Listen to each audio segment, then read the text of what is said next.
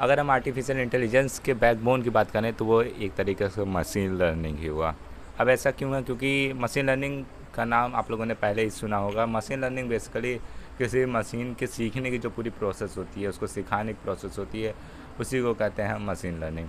अब machine learning को अगर मैं और अच्छे से एग्जांपल बताऊं तो अगर मान लीजिए कोई एक बच्चा है और उसे आप, जैसे कि मैंने पिछले पार्ट में बताया था कि किसी बच्चे को अगर आप एक शेर की तस्वीर दिखाते आएंगे तो कुछ दिन में वो जान ही जाएगा। अगर आप लगातार ऐसा करेंगे तो जान ही जाएगा वो कि आखिरकार रियल टाइम पे जब वो किसी शेर से भिड़ेगा तो उसे पता चल जाएगा कि हाँ ये एक शेर है। सेम चीज़ मशीन लर्निंग में भी होता है, यानी कि किसी फॉर एग्जांपल एआई अगर कंप्यूटर के साथ लिंक्ड है या फिर हम एआई को तैयार करें तो उन्हें हम डिफरेंट डाटा दिखाते हैं जिससे वो सीखता है खुद से, और इसी पूरी प्रोसेस करते हैं मशीन लर्निंग।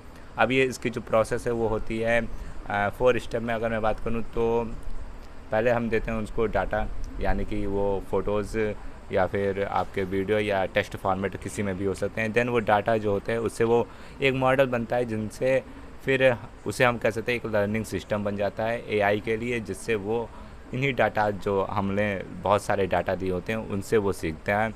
फिर वो ट्रेन होता है उन्हीं डाटा से कि आखिरकार अगर मुझे ऐसा कोई क्वेश्चन पूछ लिया गया तो मैं इस डाटा के अनुसार मैं उसे कौन से आंसर दूंगा।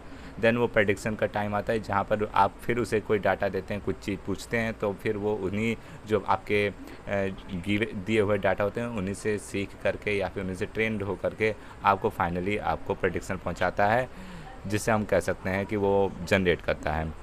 अब ये जो पूरे अच्छे से ये देखो प्रैक्टिकल लाइफ में तो काफ़ी सारे इसके एग्जांपल्स हैं मशीन लर्निंग के। जैसे कि अगर आप नेटफ्लिक्स पे जाएँ तो नेटफ्लिक्स पे आपको सोच के रिकमेंडेशन जो आते हैं वो भी मशीन लर्निंग्स के ही पार्ट हैं। अब आपकी जो पूरी हिस्ट्री होती है उसी के अनुसार वो आपको प्रेडिक्ट करता है आपको अगले शो के बारे में। और सेम ऐसे ही आपको यूट्यूब के रिकमेंडेशन हो गए हैं, आपके फेस अनलॉक के फीचर्स, इन सब में भी मशीन लर्निंग का यूज होता है। तो अगले वीडियो में हम ज़रूर से बात करेंगे टाइप्स ऑफ मशीन लर्निंग, बहुत इंपॉर्टेंट है जिसको ज़रूर चेकआउट कीजिएगा।